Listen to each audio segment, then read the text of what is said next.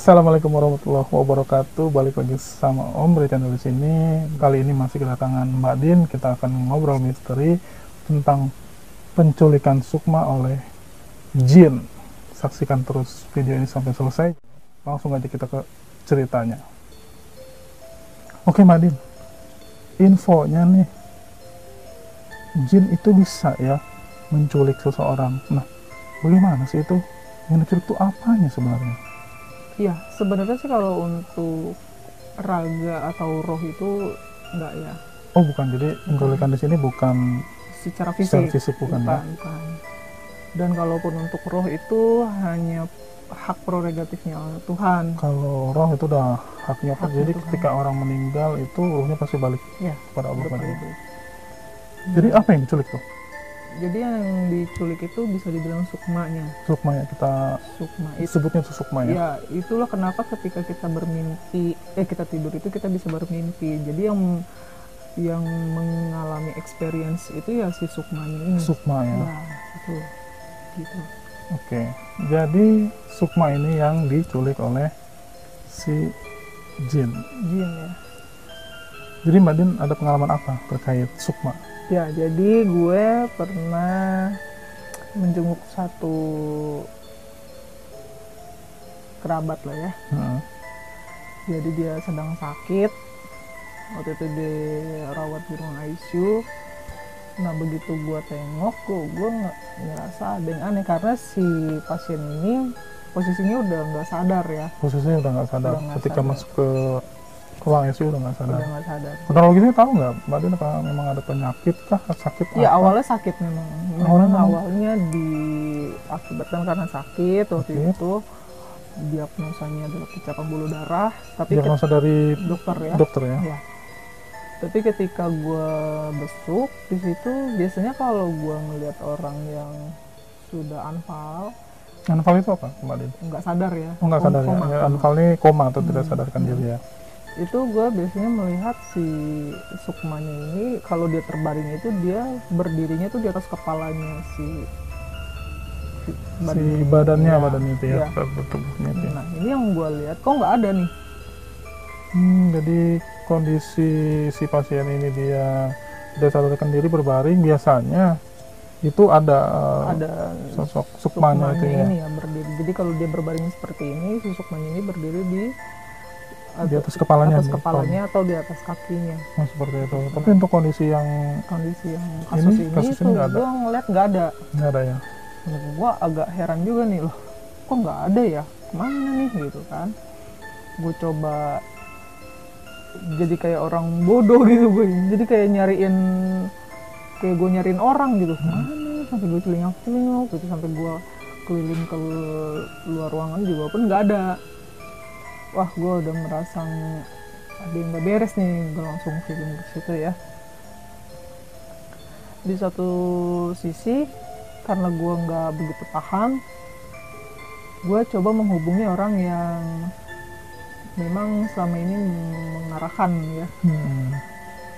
Yang bantu backup ya Bantu. untuk kok hal-hal seperti ini. Ya, gue tanya sama beliau, ternyata ada indikasi penculikan itu. Ada indikasi penculikan oleh makhluk Makhluk halus. astral Jin, itu. siluman atau apa? Bahasanya ini apa? Bisa dibilang jin ya. Jin. Cuma waktu itu sih belum ketahuan. Belum ketahuan Belum ini. ketahuan apa motifnya pun, apa menculik ini apa gitu, kita nggak tahu. Cuma ya memang ada indikasi ke Yang sana. dari sana. Ya sudah, dibantulah sama beliau untuk dibantu mencari ya, dibantu untuk mencari. Ketemu, ternyata ada di sukmanya ini, ada di suatu hutan di Pulau Jawa. Dia sedang diikat dan dijaga oleh dua sosok jin yang tingginya tuh seperti bukit, setinggi bukit. Setinggi bukit. Ya, Ada bisa dua dibayangin, sosok. ya.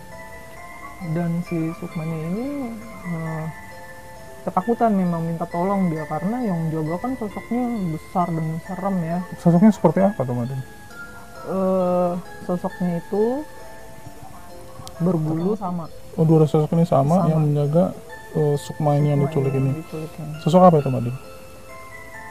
Tinggi besar, berbulu, ada taringnya dan kupingnya di atas.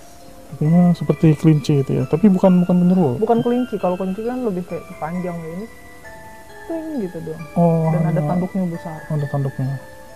Jadi telinganya di atas, ada tanduknya seperti apa? Kambing. Seperti kambing Seperti ya, kambing seperti ya. domba itu. Seperti domba. Giginya bertaring, Gigi bertali, badannya penuh bulu, badan penuh bulu. warna hitam, Tinggi setinggi bukit. tinggi bukit. Ada dua sosok. Ada Dan dua. sosok ini sama. Sama.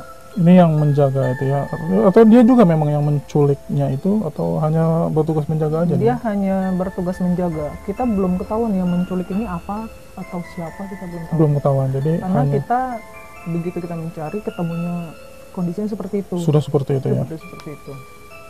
Dan memang si dua sosok ini kekuatannya sangat besar. Mungkin kalau secara ilmu levelnya juga sudah tinggi. Sudah tinggi. Gitu ya. Dan memang karena niatnya ini ingin mencelakakan ya, jadi si kok boleh dibilang ini tuh suruhan ya. Suruhan Gua dari dapat seseorang. informasinya sih ini suruhan. Oh, jadi ini ada kaitannya balik lagi ke video kita sebelumnya yang terkait tentang praktek perdukunan. Yang pertama kan kita bahas praktek perdukunan untuk mencelakai seseorang itu yang akibat iri. Iya, Mungkin ini ada apa satu namanya? jalur ya. Satu jalur ya. ya. Satu jalur, cuma beda cerita dan beda korban aja gitu. Oh, seperti itu. Jadi ini memang punya tujuan untuk mencelakai, seperti itu. Cuma belum ketahuan ya sosok apakah yang menculiknya dan siapa pelakunya belum ketahuan. Belum ketahuan. Dan sampai saat ini pun. Sampai saat ini belum ketahuan. Iya. Oke, Mbak Din, melihat dari sosok yang menjaganya seperti itu, kayaknya serem banget ya. Lantas apa yang terjadi berikutnya nih? Jadi kita coba untuk membantu ya sebisanya dan sesuai dengan pengetahuan kita, sesuai dengan syariat ya. Kita mau coba bantu agar si Sukma ini kembali lagi ke raganya. Langsung balik ke raga. Tapi Ya. secara medis memang apa vonisnya ini? Vonisnya pecah pembuluh darah saja. Pecah pembuluh darah, atau memang ini sudah tapi belum diambil apa namanya, belum diputuskan maaf meninggal ya, belum ya, waktu itu belum ya. Jadi gini, ketika orang ditargetkan untuk menjadi korban dari praktek perdukunan ini, untuk kamuflase, untuk mengalihkan perhatian itu memang si korban ini dibuat seolah-olah dia itu terkena penyakit medis. Seperti terkena penyakit medis. Seperti itu. Jadi mungkin tidak ada kecurigaan dari pihak keluarga atau teman-teman gitu ya. Betul. Karena memang secara medis pun ada penjelasan logisnya. Ada penjelasan secara medis. Secara medisnya ada penjelasan seperti itu ya. Lantas apa yang terjadi selanjutnya? Jadi kita coba untuk membantu di situ. Kebetulan juga ini terus terang aja di pengalaman pertama buat gue ya, dan udah gue nggak mau lagi deh karena serem banget nih. Kalau boleh ini mah gue nggak mau sih sebenarnya. Jadi gue mencoba untuk membantu sebisanya gitu sih, karena secara medis kita sudah lakukan dan ternyata lawan kita bukan hanya di medis nih, bukan hanya di penyakit medis lawan kita, ternyata ada lawan yang lain gitu. Oke, kita coba bantu dan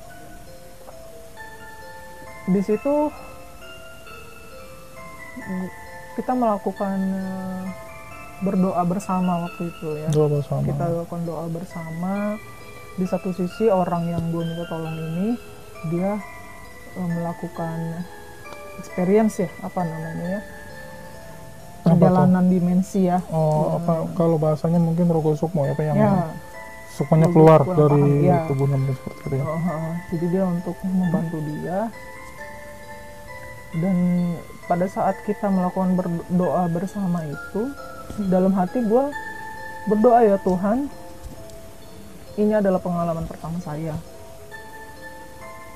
Jika Engkau mengizinkan saya untuk bisa membantu dengan apa yang saya miliki, dengan anugerah mungkinnya yang Engkau titipkan, ya Allah, tolong permudahkan, tolong mudahkan saya. Dan pada saat gue berdoa itu, seketika sukma gue lepas. Lepas dari tubuh ya. lepas dari tubuh. Ini saat doa bersama tadi masih saat Iya, saat masih doa. kita doa bersama ngaji gitu. Saat gua sukmanya lepas itu, gue dari kejauhan tuh ngedenger nih orang-orang lagi pada ngaji. Nah, jadi keluar itu tapi masih di sekitaran ruangan itu. Jadi gini, begitu gue keluar, semuanya hitam.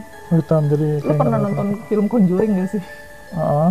Seperti itulah kira-kira pengalamannya. Jadi begitu gue keluar, udah nih, gue jadi kayak di dalam satu ruangan, tapi gue nggak bisa ngelihat batas ruangannya itu atau tembok-tembok atau dindingnya itu, gue nggak bisa ngelihat, itu hitam semua.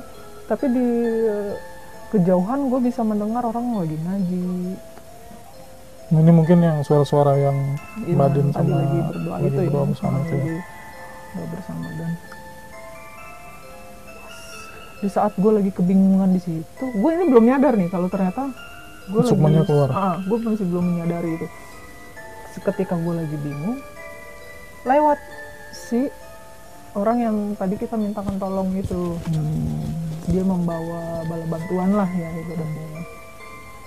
Bantuan ini sosok apa nih? Apa memang anak buahnya dia, muridnya atau bagaimana?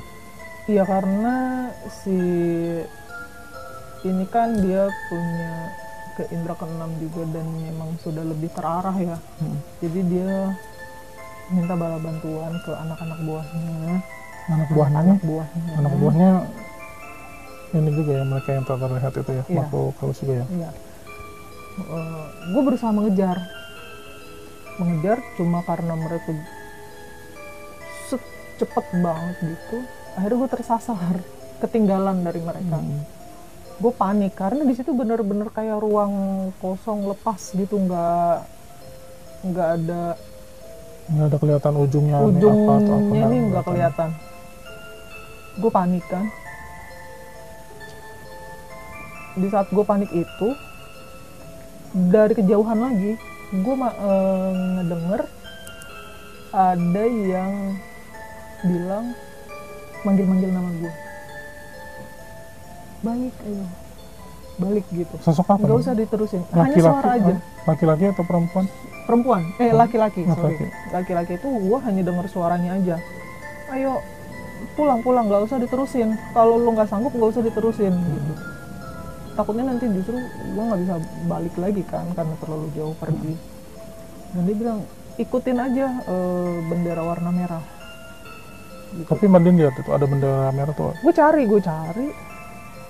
oh nemu nih. Terus yaudah gue hakul yakin aja, percaya aja deh, ya Allah tolong ini berikan petunjuk yang benar, tolong jangan celakakan saya gitu kan.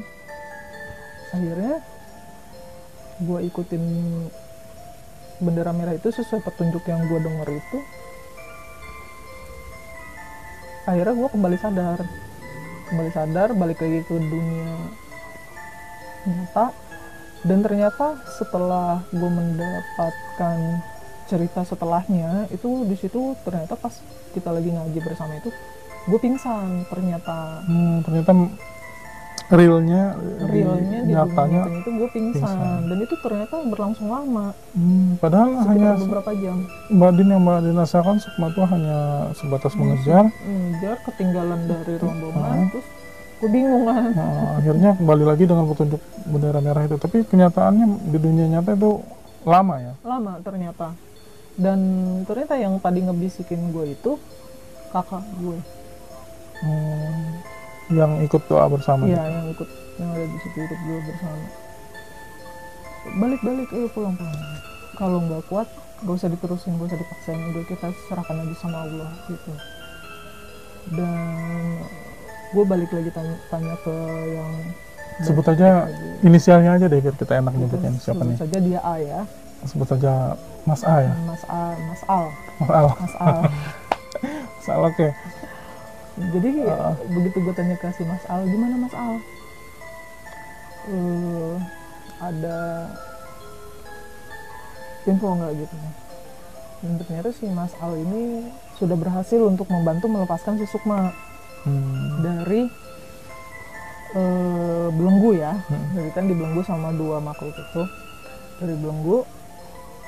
Nah, celakanya lagi ternyata setelah si Sukmanya ini sudah bebas dari belenggu, ternyata dia nyasar dan bingung untuk balik lagi ke raganya.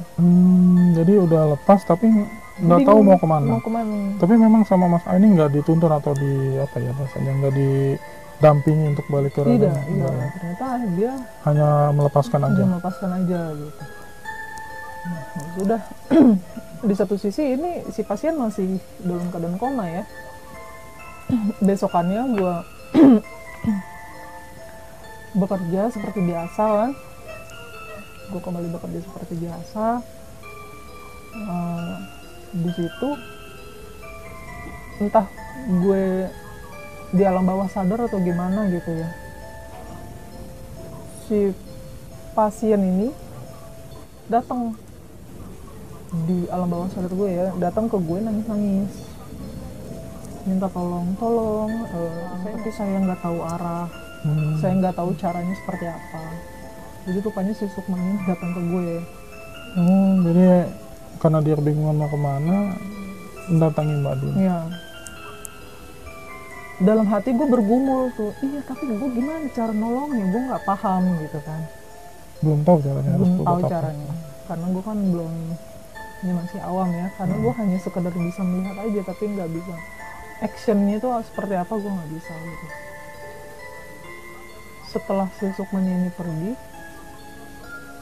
nggak lama kemudian datang, gue didatengin lagi nih sama sesosok monyet, setengah monyet setengah manusia lah bisa dibilang gitu. Jadi yang bagian monyetnya di bagian ke atas atau ke bawah? Ke atas. Sebagian Jadi ke mukanya atas. itu perpaduan antara monyet dan manusia ya. Apa yang dilakukan si siluman itu atau jin itu? Dia melototin gua dan memberikan isyarat, lu jangan ikut campur terlalu jauh. Itu pasti di kantor ya? Masih di kantor. Lu jangan ikut campur terlalu jauh. Lantas gue bilang, gimana gue nggak ikut campur? Ini kerabat gue. Ini kerabat gue yang menjadi korban. Gue nggak bisa cuma tinggal diem, gue bilang gitu. Lantas dia seolah-olah memberikan isyarat, awas aja lu kalau lu sampai ikut campur lagi. Ini gara-gara lu kita jadi susah ibaratnya gitu. Kalau lu nggak ada tuh tugas kita jadi lebih gampang gitu kan. Jadi dia seperti kayak marah besar gitu lah gitu. Karena menghalangi maksud dan tujuan pekerjaan dia itu ya. Setelah si sosok ini pergi, feeling gue makin gak enak nih. Di kantor ini feeling gue makin gak enak. Begitu jam kerja gue selesai, gue langsung balik lagi ke rumah sakit nengok, dan ternyata pasien udah semakin kritis dan gak bisa ketolong lagi. Udah gak tahu. Dan di situ adalah salah satu penyesalan terbesar gue. Kenapa gue nggak, ya memang ya, untuk maut, umur itu hanya Allah yang tahu, dan bagaimana jalan ceritanya seseorang itu hanya Allah yang tahu. Cuma balik lagi, ketika kita tahu problemnya apa, tapi kita nggak bisa action atau nggak bisa ngebantu apa-apa, tuh kayaknya menjadi beban aja gitu. Jadi penyesalan. Iya, gitu. menjadi penyesalan. Jadi pada di rumah sakit itu seperti apa kondisinya saat itu? Ya di situ begitu gua masuk, ternyata sesuai info almarhum ini pergi setelah gua datang. Jadi ibaratnya kayak nungguin gua datang gitu loh. Jadi begitu gua masuk ke ruang ICU, dia udah lagi dipacu jantung gitu. Dan ya udah, di situ gue sempat bilang ya udah, kalau misalnya memang gak kuat sih gak usah ditahanin lagi, kita ikhlas gitu kan, selama kembalinya ke Allah, dan jangan mengikuti apa kata setan. Pesan gue itu sih. Seperti itu ya. Jadi serem juga ya, karena dibelenggu oleh si makhluk ini dibawa ke pedalaman hutan di daerah Jawa itu ya, Iya. di Gunung Kudus sana. Jadi selama sukma itu nggak ada di tubuh itu, Mbak Din, yang Mbak Din lihat di raganya itu seperti apa? Jadi di raganya itu kita pernah kayak ngelihat botol kosong Iya, betul. seperti itulah. Jadi ada raganya tapi kayak nggak ada isinya gitu. seperti itu. Tapi kalau gini, kalau secara medis kan, kalau orang itu masih hidup, walaupun dia dalam keadaan koma kan badannya masih apa ya, masih ada, Jantungnya masih berdetak. masih hangat ya. Masih Kalau hangat. orang meninggal memang sukmanya atau ruhnya memang sudah meninggal, udah pergi dari jasadnya kan mulai mendingin. Ini apa yang Mbak dirasakan ketika itu? Tapi sudah dingin, jadi untuk dari ujung-ujung ruas kukunya itu sudah biru. Setelah Mbak Din datang, Iya, seperti sudah itu. biru. Pas awal-awal si pasien ini masuk ke rumah sakit itu seperti apa? Apa memang sudah mulai mendingin juga atau bagaimana? Enggak sih, karena kan itu masih baru ya jatuhnya. baru. Jadi begitu beliau masuk ke rumah sakit, udah langsung datang ngelihat kondisinya seperti itu, masih seperti orang koma pada umumnya. Cuma gua ngelihat kok sukmanya nggak ada gitu. Nah itu kan berjalan berhari-hari ya, sudah mulai membiru ruas-ruas jarinya. Seperti itu. Iya, benar-benar kalau kita bicara ilmu hitam ya, ilmu hitam perdukunan itu kayaknya nggak habis pikir kita kali juga ya. Tapi pada akhirnya sampai saat ini bagaimana tuh endingnya? Apa memang si pelakunya ini ketahuan nggak sih siapa yang Kita melakukan nggak seperti pernah itu? untuk mencari tahu ya, karena kita pikir ya sudah, ini takdir. Kita mencoba mengikhlaskan. Untuk urusan siapa pelakunya itu biarkan Allah aja, yang hukum Allah aja ya, nanti yang berlaku ibaratnya. Karena ini kan dosa musyrik ya. Iya, karena Dosa menyatukan musyrik Allah. itu tidak akan diampuni oleh Allah, dan itu kekal di neraka. Jadi ya sudah, kita berpegang pada itu aja gitu. Kalau bagaimana di dunianya ya itu ya sudahlah, Terima ikhlas aja ya. terima ikhlas saja. Mungkin memang sudah seperti itu jalan yang Allah tuliskan untuk beliau, untuk almarhum. Oke. Teman-teman sahabat Amri semua, yuk kita doain mudah-mudahan almarhumah diterima di sisi Allah, diberikan tempat yang terbaik, yang penuh segala dosanya. Dan untuk kita semua, jauhin deh yang namanya praktek perdukunan Iya, seperti itu, dan selalu menjaga diri ya. Betul, karena apapun yang kita lakukan pasti ada konsekuensinya. Ingat,